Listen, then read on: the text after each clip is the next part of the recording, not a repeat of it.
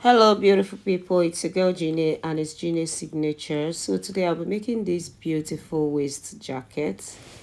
It's done with an African print, but this African print is simply gorgeous. It's simply lovely. So if you want a detailed tutorial on how to go about this in the most simplest way imaginable, please kindly sit back, relax, and enjoy the tutorial. So this is how it looks on my mannequin. That was the front part, and then this is the back part, as you can see. So I decided to wear it without a shirt, and then later on I wore it with a shirt to see how you would prefer yours to come out a bit. Yeah, so this is me pairing it up with a white shirt, and of course I made a palazzo trouser with it, so I made it complete here, like showing you how it's going to be look with a complete look of a shirt. If you want to wear it as a standalone, like without a shirt, it can equally go perfectly well, depending on how you make it. So this is the tutorial for today, a waist jacket. That's the main emphasis going to be on this waist jacket. I already have detailed tutorials on how to go about my palazzo trousers, so you can check it out on my channel. So thank you all and God bless you. So without wasting further ado, let's go over to the cotton tape.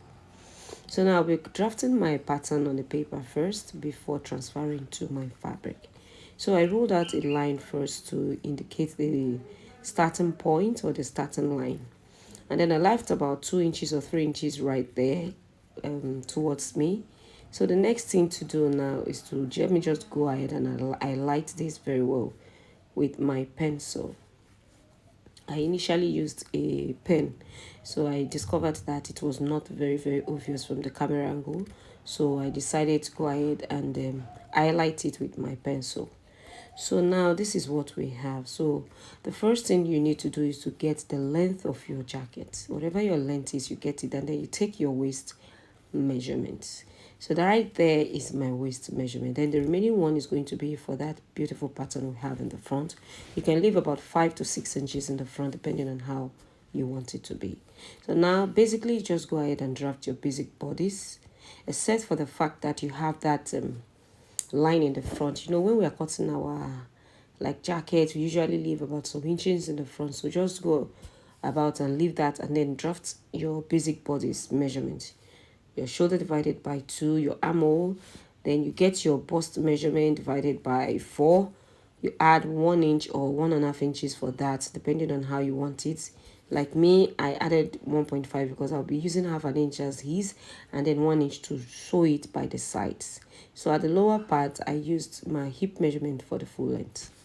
So I've connected all that together, and then I'm going to be getting my armhole, and then I'll use my pencil to carry it out like so. Initially I did it normal like this, and then I'll go in by half an inch. I totally forgot because ordinarily I'm supposed to do it like this. So just go ahead and do it and then ignore the first one. Yeah, you can just take the first one as for the back piece. Yeah, so now the next thing to do, I just want to rule out my chest line very well. So the next thing to do is to just go ahead and divide our bust span measurement into 2, which is also known as our nipple to nipple. You'll just mark it all the way down to the length of the jacket like so. So now on the waistline, you're going to be taking your dart intakes, which is of course 1 inch, and then from the hip line you're going to go up by about 3 inches, and then you connect it all the way to the chest line like so. So just do well to do your darts, very important. Now I'm going to be doing this in form of a princess cut, so I'll just divide my armhole measurement into 2 from the armhole side, just to take it like that, and then divide into 2 and then connect it to meet the midpoint of your bust span measurement. I believe this is quite easy and direct. So just connect it like so. Now the next thing to do is that right from that armhole part, I'm going to be coming in by about 1.5 inches or 2, as you please. So this is just in a bit because this is going to be sleeveless. It's not going to be having any sleeve, so you don't want that part bulging out when you wear it. You want it to lay flat, so you're going to be cutting out excess of that so that it will sit perfectly under your armhole. So I went in by 2 inches and then I carved it out. If you want it to have a better fitting, you can come down by 1 inch from your chest measurement, but I didn't do that. I just carved it out like so.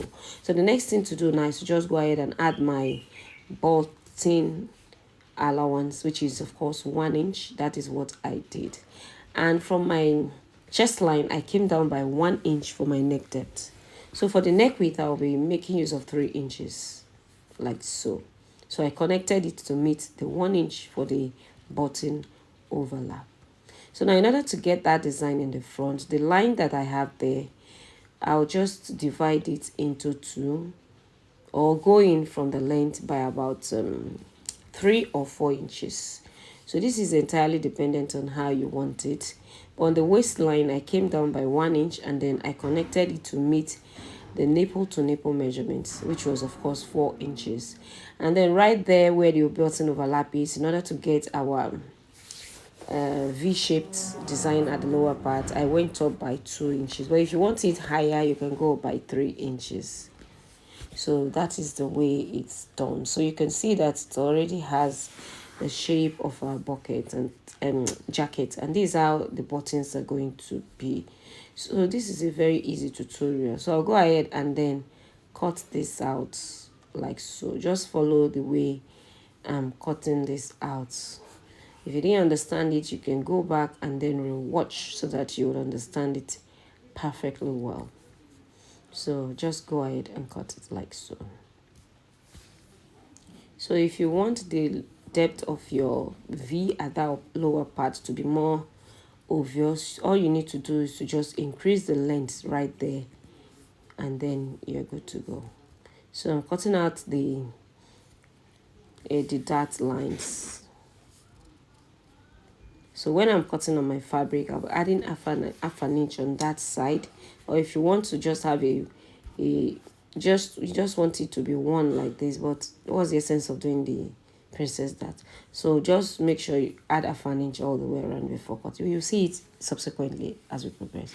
So for the back piece, I just placed my front piece side on the back piece so that I'll know where the half length got to. You know, I added 1 inch extra for from the waist, as in I came down 1 inch from the waist to do the slanting thing. So but for the back and the front, it has to align by the sides. So that's the whole essence of that.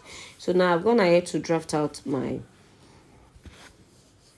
shoulder measurement, armhole depth, and then right there on the waist, I'll just divide the waist by 4, add 1 inch for sewing allowance, and then 1.5 inches as my sewing allowance. So I'm just going ahead to connect it like so. Remember, for the back, you don't need any zipper, you don't need anything, because we already have our button for the front. It's a jacket. So now I'll just go ahead, divide the midpoint of that the armhole is what I'll be connecting to the midpoint of the bust span measurement, as you can see. So I'll go ahead and then take half inch for my darts for the back, and then I'll connect it like so. So in order to avoid the bulginess at the back, because it's not going to be having a zipper, instead of leaving it straight, I'll just get the midpoint from the back and then go in by about half an inch. And then from that half an inch, I'll slant it like this. Just place it like this and then slant it out like so, and then you'll be cutting out that part. So bear in mind that that place is going to be in 2 pieces because you're going to be sewing that part. So it will avoid any, I don't know how to put it, bulginess, as in making that place look poop. So it's going to lay flat on your back as if you added a zipper. So that is how the whole essence of that. So yeah, I'm going ahead to cut out the back piece. So for the back piece neck depth, I made use of 1 inch. So I'll go ahead and cut out the darts as well. So while I was cutting out the dart, and I remembered that I did not do the same thing I did in the front. You remember how I came in by 1.5 inches and then carved out a new armhole to avoid the buffiness of the armhole part. So that was what I just did here, like exactly what I did in the front. And then I'll just go ahead and cut out this so you can see the way it is, so that it would sit perfectly on your armhole. So now I'll go ahead and cut out the remaining of the darts. So this is the back piece. So we're basically through with the cutting process. You can see that the cutting process is quite easy. And then remember to cut out these parts to avoid the bulginess at the back. So these are the back pieces, and then of course the front pieces as well that we have cut out will be shown shortly. So these are the front pieces. So when you check the sides for the front and the back, it's going to be properly aligned by the time you place it on it like this. So that's the whole essence of me using exactly the words was in the front for the back. So now I'll go ahead and cut it on my fabric, and then I've gone ahead to do that. On my main fabric, I added half an inch. At the length part, I added 1 inch respectively. I just felt like adding 1 inch, but I felt like it was short, so I added extra 1 inch for the length. And then I ironed ST on every part of the main fabric, but on the lining I did not iron ST. But if you want, you can go ahead and iron ST on both lining and the fabric. So for the fabric, I'm making use of a cotton fabric. That's why I didn't bother. I just concentrated on ironing the ST on my main fabric. So I'll go ahead and join all these. I'll join the main fabric separately. I'll join the lining separately, close it out separately, and then come back to show you how I'm going to be turning it out all the way. So I've gone ahead to join this, as you can see. So this is the lining part, as you can see. I've gone ahead to iron it out as well. I ironed out all the seams, as you can see. So this is the main fabric, and that was the lining that I showed you. So now all you need to do is to place right sides facing each other, because we're going to be closing out everything. All the armhole, everything is going to be turned out with our lining. So place it right sides facing each other like this. So just make sure that you align it properly. If you know you are not a pro, please kindly use pins to hold them down. So you're going to be sewing on your armhole, all the sides, and then you're going to be leaving a small portion where you're going to be bringing this out. I chose to leave a small portion at the back piece where I brought it out before I turned it, and then I'll be back to show you. So having done that, this is what we have. So if you look critically, you're going to be seeing a tiny line at the back. That was where I brought them all out, and then I gave it a very good press and then closed that out with a matching thread. So now this is our jacket. So you can see how beautiful it's looking already. So the next thing to do now is to just place right sides facing each other and then close it out by 1 inch on both sides, or preferably you can use your client's measurement, the bust and then the waist measurement. Remember, it's not supposed to be very tight, so you can just add half an inch a little bit to make it free for your client, or depending on your client's choice anyways. So I'll just go ahead and close it out by half inch, 1 inch, I beg your pardon, on both sides, and then fix my buttons.